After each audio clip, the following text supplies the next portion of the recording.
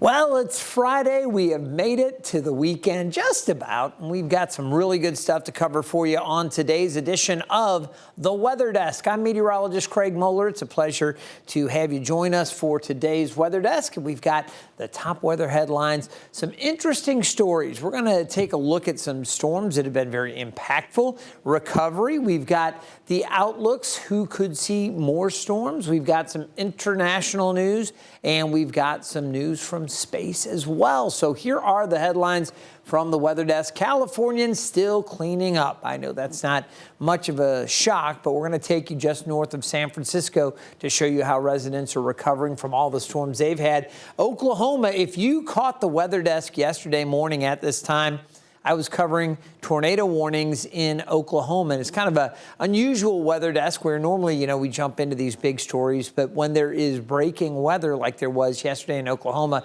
we wanted to focus more on that right out of the gates. And now we have some proof of those tornadoes that we were tracking yesterday here on the weather desk. 2 tornadoes touched down. We'll take you back to Oklahoma, show you some of the damage from that system that came through and produced those tornadoes. Also, we have an estimate now for the total cost for the globe in 2025 due to natural disasters. So we'll share those figures with you. It's a pretty staggering number, but we'll share why it's not as bad as it could have been. It's actually a little bit better than it has been recently. So we'll get you updated on that. We also want to talk to you about what's going on over in Sicily and Italy with Mount Etna. There is some restrictions around Mount Etna, as we do have a little bit of activity that's been going over there with the volcano. So we'll get you updated on that.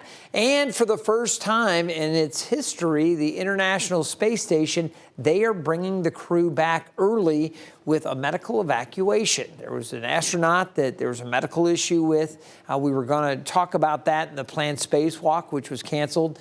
Well, the astronaut is stabilized, but they are bringing the crew back early out of concerns for the health and well-being of that astronaut. We'll update you on that. Then we're going to talk about kind of a new discovery, Cloud 9. It also has to do with space. I'm going to make you stay tuned to find out more about Cloud 9. We're going to talk a little ground sweat. Have you ever heard of that? We'll talk about what that is. And I've got your week ahead, including an update to the drought monitor. We'll look nationally at who's seeing the drought conditions, where things are plenty wet, and where you could use some more rain. So that's all coming up. We'll have a close look at the weekend and what's coming up into next week. And there are some big changes. As you can see right now, well, look at this. This just popped up. Let's take the maps full, and we're going to jump down to Mississippi here. I'm going to just quickly go over there. That is a brand new tornado warning that just popped up on the map. And like yesterday, we were looking at this in Oklahoma. I am doing this on the fly, folks. So you can see the town of Laurel there, Ellisville, and you can see around Seminary. That's where we have that area just to the south and southeast of Collins. And again, this is in the south central portion of Mississippi. Let me loop this over the last few hours, and we'll take a look at what's going on. Let's bring you in, and I'm going to give you a quick look at the details on this system. And right now we do have this tornado warning. It includes the cities of Ellisville, Laurel, Seminary, and Soso in the counties of Covington and Jones, again, southern Mississippi. About 24,000 people under this tornado warning, and this will run until 8:30 Central, 9:30 Eastern time here. I do want to find out again, this is at this point, the National Weather Service has issued this. It is radar indicated rotation, and they are going to keep a close eye to this. This thing has been moving along to the northeast at about 45 miles per hour. So you see this area right here, and let me stop this just for a second. I'm going to put a track on this. Again, this area just past Seminary and over towards Oak Bowery. There you can see they just took down the western part of it. So this is the area that we're most concerned with, moving along pretty quickly off to the northeast at about 45 miles per hour. I'll put a cone on that for you, and you can see from there as that system moves along in this direction, some of the different communities that are in line with this potential tornado, this rotation that's been indicated by the radar. And remember, the storm system that is producing this line has had a history. Yesterday, we saw the tornadoes in Oklahoma. So eminence within the next couple of minutes there, very close to that rotation. In fact, it's right over you now. Oak Bowery is next, Mount Zion at around 8:21, Soso at 8:25. From there, you could see it could potentially reach Laurel by 8:31. So that's got some time there over the next 25 minutes. Sometimes these things don't last that long. But in this case, we want folks to take action. If you are watching from another part of the country and you're watching live right now at 9:06 Eastern Time, 8:06 Central, this is a tornado warning in southern Mississippi. All right, so we'll keep an eye to that situation. I have a lot more to share with you coming up, but we do want to get to our other big stories. And our first one comes from north of the San Francisco Bay, up around Santa Rosa and Sonoma County. They just can't seem to catch a break in that part of the Sunshine State. Now, we're that part of the country back across California, Sunshine State, Florida, okay? They've been dealing with torrential rain, widespread flooding and gusty winds for weeks now, and Cornell Bernard has a look at the aftermath there in Sonoma County, where residents and business owners are still cleaning up. My son was sleeping right there, about 10 feet away, and just felt like an earthquake and explosion. Mark Wise from Cazadero making a stunning discovery over the holidays. This 300-foot old-growth redwood toppling on his property during a storm. But after 24 years here, you know the sound of a tree falling when it's just in the forest or when it hits the car or hits a structure, so you kind of realize that, okay, it didn't hit any, anything with people in it, so. Mark owns Raymond's Bakery restaurant. The giant tree destroying the outdoor dining area and part of the kitchen. Probably have to jackhammer the foundation, excavate it, pour a new one, reframe the wall. Near Monterrey, this chunk of Highway 116 falling off into the Russian River during heavy rain Monday. Traffic is now reduced to one lane. Caltrans and the fire department say the washout could grow as runoff flows continue downhill. What happened, we went down the other day with a boat and a jet ski. Underneath it is a eddy coming back on. It's just sucking away at the bottom, so it's just going to keep sliding. So much rain falling here during the holidays, bringing flooding, falling trees, damaging homes like this one along the Bohemian Highway. The problem we're having now, we had all those years of drought, so we had a lot of dead trees. Now they're filling with water and just toppling. Signs now posted along the Russian River warning about raw sewage, which spilled into the river this week. It happened after the river overflowed at a sewage treatment plant in Guerneville. The spill has now been stopped. Water testing is happening. As a precaution, we did do some sampling. All our samples have come back good. At no time has the water been impacted.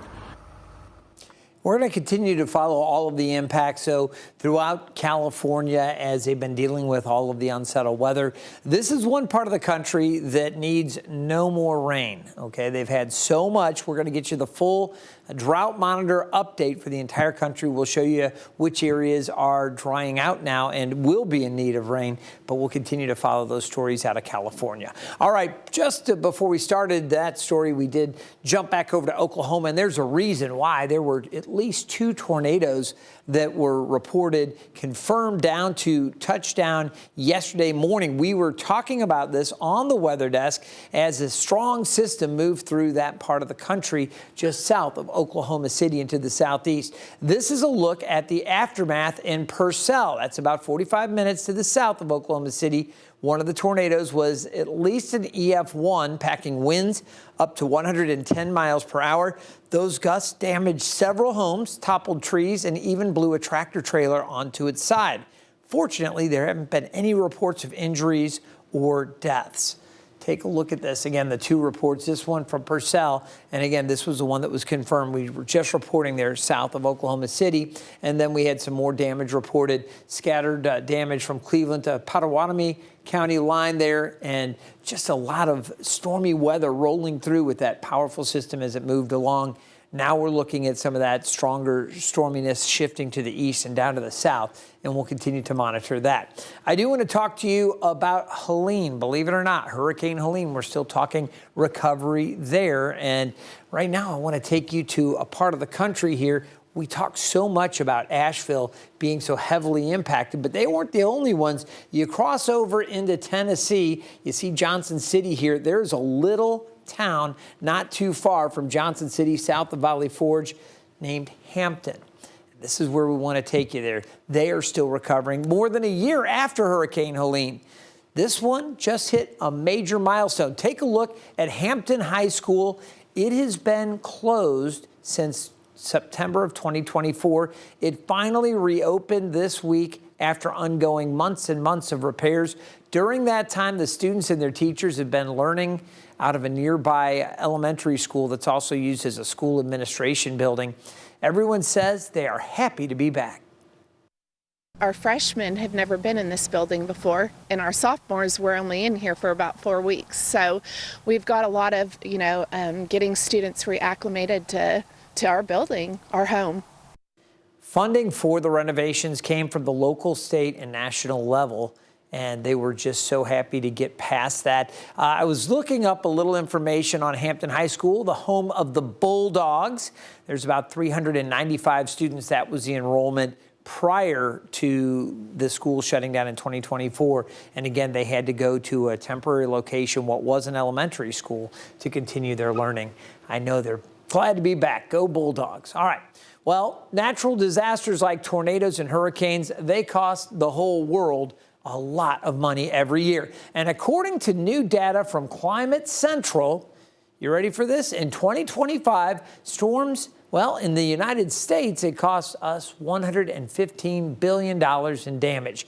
The wildfires in Southern California accounted for more than half that number. While the $115 billion seems extremely high, Climate Central says 2025 was actually a less costly year for disasters in the United States since 2019.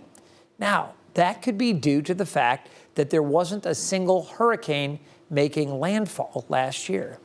Take a look at this. I was pulling up the hurricane data, and I said, yeah, we made it through without a landfalling hurricane. Chantal came in as a tropical storm south of Myrtle Beach. And aside from that, look at all the activity stayed out over the water. So we really came through last year in good shape, and it was $115 billion for the United States in damages. All right, as we take a look across the pond now, we're going to head overseas to Italy. You see Italy, the boot, and I always think about it like kicking a football or something, but that's Sicily. And specifically, Sicily, we're going to take a look at Mount Etna, the volcano down there. Italy is tightening restrictions for tourists who want to see Mount Etna. The volcano located there in the eastern part of Sicily has been erupting off and on since June, most recently on Christmas Eve and New Year's Day.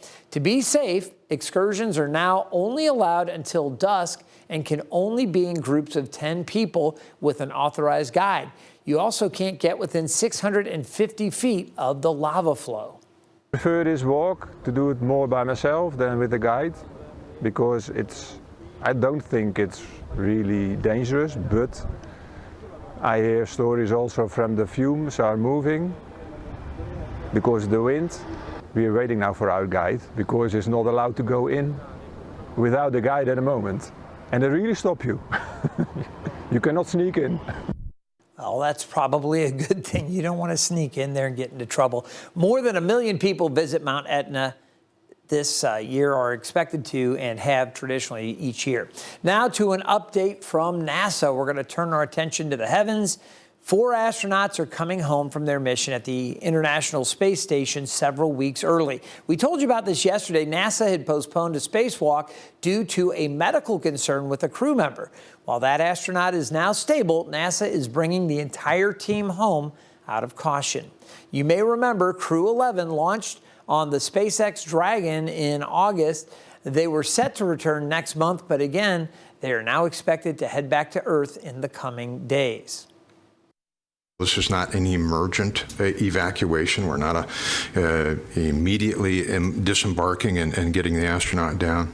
But it leaves that lingering risk and lingering question as to what that diagnosis is. And that means there's some lingering risk for that astronaut on board. This will be the first medical evacuation from the International Space Station in its 25-year history. All right, we're going to stay in space. Astronomers have a new theory about a mysterious object known as Cloud 9. Scientists say it appears to be a starless cloud dominated by dark matter. New research suggests Cloud 9 may be a failed galaxy, first discovered 3 years ago. Astronomers say the find could help them better understand the dark matter and how galaxies in the universe were formed. Pretty wild, isn't it? All right, we're going to take a short break, and when we come back in 2 minutes, you see the ground is wet here. In this particular video, there's a little bit of rain during the fall month here. You can see the leaves on the ground. But you know what? Sometimes the pavement can be wet with no rain. We're going to explain how that happens. And we've got the weekend outlook, some big changes coming up for Hampton Roads in the Mid-Atlantic. We'll show you what's going to happen across the country in 2 minutes.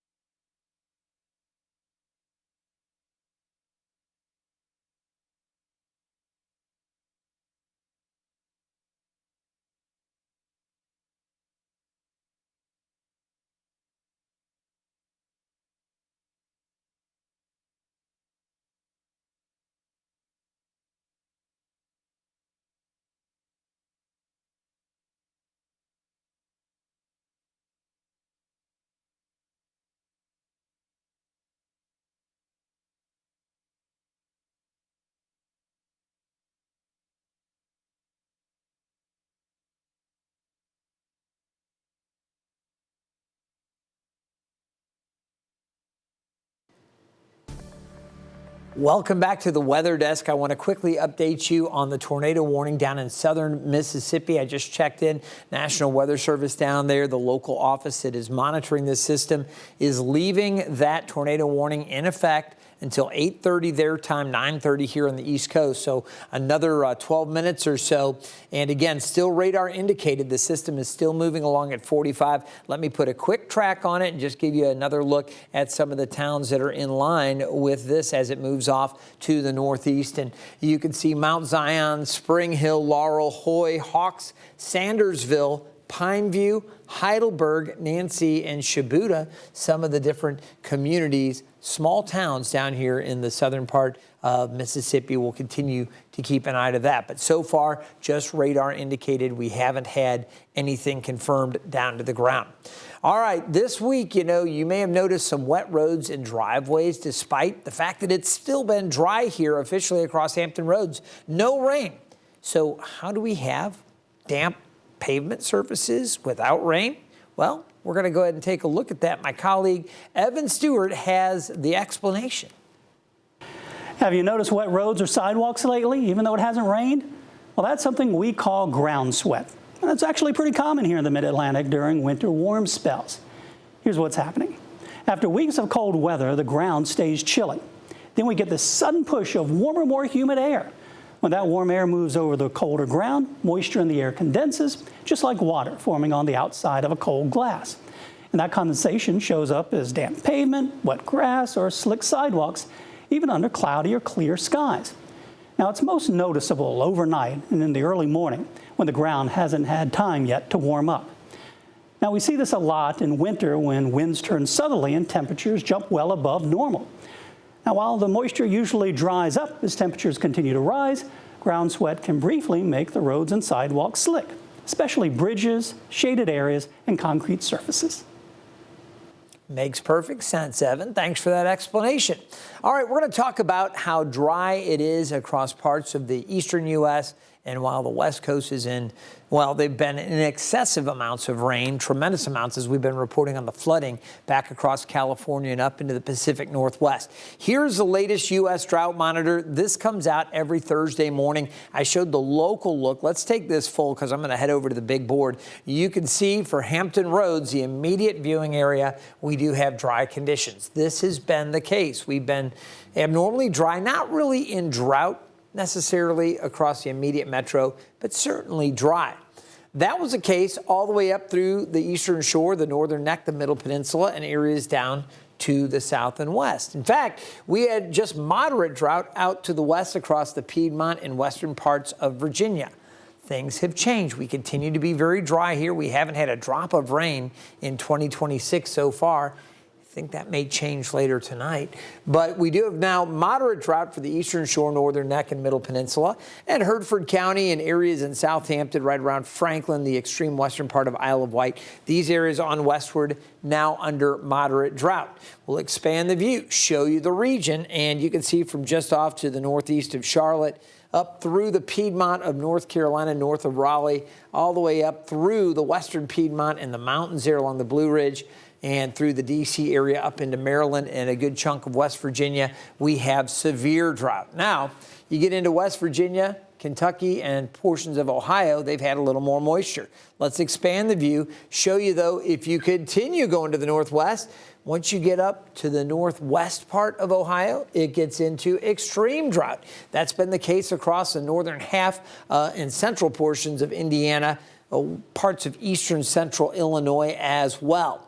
You can see it's been dry up in the northeast. We've talked about that right now. Severe drought for parts of New Hampshire, Vermont, and Maine. We also have some extreme drought down around the Florida Panhandle and back into portions of Alabama. It's been generally dry in the southeast and down across southern Texas. More extreme drought. You see that areas across the southern half of Texas.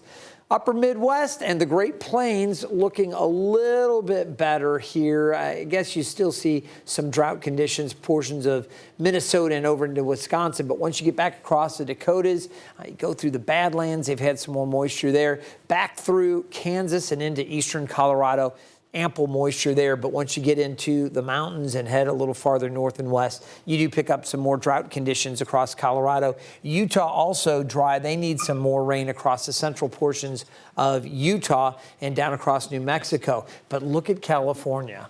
All of that state said, enough already. We've had our share of moisture. We've been running the stories on the flooding. Much of Nevada, much of Oregon now in good shape. And again, coastal Washington also dealing with the excessive amounts of rain. It's interesting to note, though, once you get farther inland, and I mean far inland, hundreds of miles back over towards the eastern portions of Washington and northeast Oregon, it is a little bit dry there as well. So the coastal areas out on the west coast, they're like enough already. Looks like the southeast and portions of the upper Midwest could use some more rain. We'll keep you updated on how things play out. We've got a storm system here. We've been looking at that tornado warning again, just radar indicated rotation down there, but that continues to be a concern. And you can see again that level 2 threat for severe weather, scattered thunderstorms expected with the tail end of this frontal boundary kind of carving out through this area. And there's that second tier, that second elevated level of tornado threat down there as well. As we take a look, we'll zoom in and a little closer. You can see it extends from just the eastern edge of Texas all the way through the south central portions of Alabama. So Mississippi and Louisiana certainly in it. And there is a kind of that third level threat, very likely that they deal with some excessive rainfall and some potential flash flooding there south of Jackson, well to the north of New Orleans. But this whole region shaded in yellow has a level 2 threat, which means it's likely we'll see some more flash flood advisories and warnings down in that area. In addition, winds are a concern, and there is a potential for some larger hail as well.